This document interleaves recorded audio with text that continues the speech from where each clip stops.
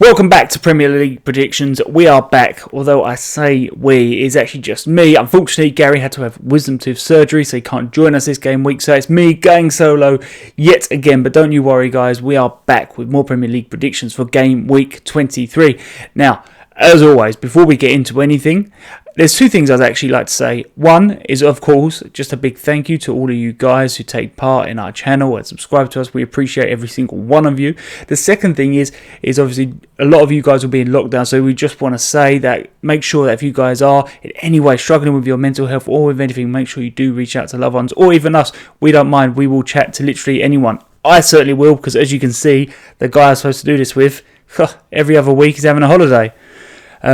That being said, let's get into support scores from the previous game week. So, starting from the bottom and working our way up, in last place is Kato with 2 points and no perfect scores. Carl, our resident Aston Villa fan, he got 4 points with 2 perfect scores. Plastic Fans EPL got 5 points with 1 perfect score. Night Girl 14 also got 5 points but got 2 perfect scores. Football Gamer Adam got a very impressive 7 points with 3 perfect scores. It makes it even more impressive with the fact that he did actually miss the first 4 games. Mysterious S got 8 points with 2 perfect scores, but our winner for this game week is Sam Newbold, who got a total of 9 points and 3 perfect scores. So a very big well done to you, Sam. So, first game of the game week is Aston Villa versus Arsenal. Now, both these teams were probably expecting to win their previous games, but both of them actually came away with a loss. For Aston Villa, Dean Smith probably summed it up perfectly. He came out and said that West Ham were the better team, which I do think they were. So, it was a bit of an off day for Aston Villa, and they'll be hoping they can pick it up against Arsenal, who also suffered a loss to Wolves. It was that 2-1 loss, but it was obviously clouded with that what I think was a bad decision. I don't think Luiz deserved to be sent off. Do I think it was a penalty? I think yes. I'm sure if Gary was here, he'd probably argue differently. But I think it was a very soft penalty, but they are still penalties. But the fact they upheld it afterwards is quite incredible to me, because there's no angle for me where it shows that Luiz actually meant what happened. And add on top of that, Jose did go down like he got shot by 7 snipers. Predictions wise, for me, this is a tough one, but I'm going 2-1 Aston Villa. And what I also have, I've asked Gary to fill in his predictions. So let's have a look what Gary's gone for. He has gone for 2-1 Arsenal. Of course he has. Next game up, it is Burnley versus Brighton. And, well, in Burnley's last game, they had that 2-0 loss to Manchester City. But let's be honest, I think the way City are playing at the moment, it's just one of those games that you kind of take it on the chin and move on. Although the one thing Burnley will be upset is how quickly they conceded to Manchester City. It was within 2 minutes that City first got on the score sheet. And I think that'd really be disappointed to Dyche, because as informed City are, the last thing you want to be doing is giving a team of that quality essentially a head start. For Brighton, obviously, they got that famous victory at Anfield. You know, they'll be absolutely delighted with that, and they'll be hoping that will really, I'd say, kickstart their season. You know, they're not that far away from the relegation zone, but as we've been saying time and time again with Brighton, the issue with them isn't necessarily the performances, it's been the results, and that was an excellent performance and an excellent result. So they'll be hoping for the same against Burnley. My prediction for this one is 1-0 Brighton. Gary, on the other hand, let's have a look. Oh, he's gone the other way. He's gone 1-0 Burnley. Next game is Newcastle versus Southampton. And for Newcastle, they suffered a 2-1 loss to Palace. And they would have been thinking in that previous game, that win against Everton, that maybe they had just turned a corner. And to be fair, the performance wasn't that bad against Palace. I don't think they actually played that badly. But at the end of the day, they didn't get away with the 3 points. So Bruce will be hoping that corner that I've just said they've turned, hopefully that does turn into a bit of form and they don't fall back to losing games. For Southampton, I'm not going to go into too much detail about what happened in the last game. We'll move on kindly and respectfully. My prediction for this one is 2-1 Newcastle. Let's have a look what Gary's got. Ladies and gentlemen, I think he is just going for the opposite for whatever I'm going for. He is going 3-1 Southampton. Next up is Fulham versus West Ham, which is probably on the milder side when it comes to London rivalries. In Fulham's last game, it was that 2-0 loss to Leicester, and look, it wasn't a great performance by Fulham, I don't think. And what's been a real shame for them is over the past few game weeks, they have actually put in some really good performances, but they haven't been able to turn draws into wins. And that really has accumulated for them because they are still in that danger zone. And I don't think they're where they want to be. They want to get quite a few more points to get a lot closer to who I think is Burnley, so they can actually have a chance of staying up. For West Ham, relegation is not something that they are worrying about right now. It is quite the opposite for them. That win over Villa was absolutely brilliant for them, and I think Moyes deserves a lot of credit for how he managed to stop Villa creating chances. And Lingard, who would have thought it, all that time without playing, and he goes and gets 2 goals, so it's absolutely brilliant for him, and it was an absolutely fantastic result for West Ham. My prediction for this one, I'm going 2-0 West Ham. Let's have a look what Gary's got. Okay, this time he copied me. He also went with 2-0 West Ham. Next up is Manchester United versus Everton. Now, you may have heard about Manchester United's last game. It was that 9-0 win against Southampton. And quite a lot of Manchester United fans were quite upset where that VAR was a talking point after a 9-0 absolute bollocking. And I kind of get what they're saying, don't get me wrong. They were controversial decisions. We'll leave it at that. But that does not mean that you have to lose 9-0. A perfect example of that is the game before, obviously, with Wolves and Arsenal. There was 2 men sent off, and that finished 2-1. 9-0 was an absolutely fantastic result. I don't even care if you have 7 men left on the pitch. It was absolutely brilliant by them. And maybe just what the doctor ordered. For Everton, they're coming back off that win over Leeds, or that 2-1 win over Leeds, and they've been a bit inconsistent over the last few game weeks. I think they've got 4 points out of a possible 12, and I mean, this is a really tough game for them. This is a super, super tough game for them because I think United very much play on confidence, and what's going to get you more confidence than a 9-0 win? So I don't think things are looking too good for Everton here. I'm going with 2-0 Manchester United. And Gary has gone for...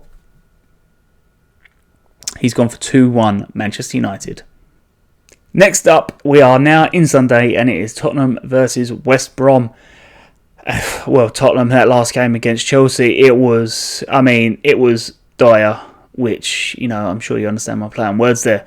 It was not good for Tottenham. I think the issue they have is, if you're going to play the Mourinho style, one, you need to have your best attacking players available, or it does sort of crumble a little bit. But the most important thing, if you are going to play the Mourinho style, is being able to defend, and they have not defended well enough over the last few game weeks. And Dyer's incident, I watched it so many times just thinking to myself, almost, how's that happened?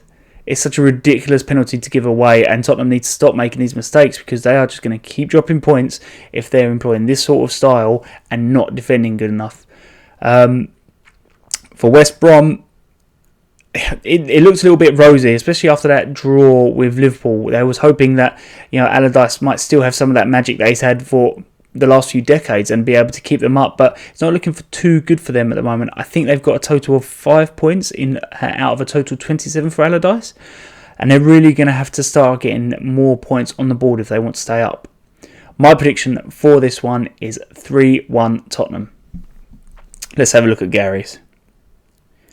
Oh, he's gone 1-1, which, if you have been watching Tottenham recently, I sort of don't blame him.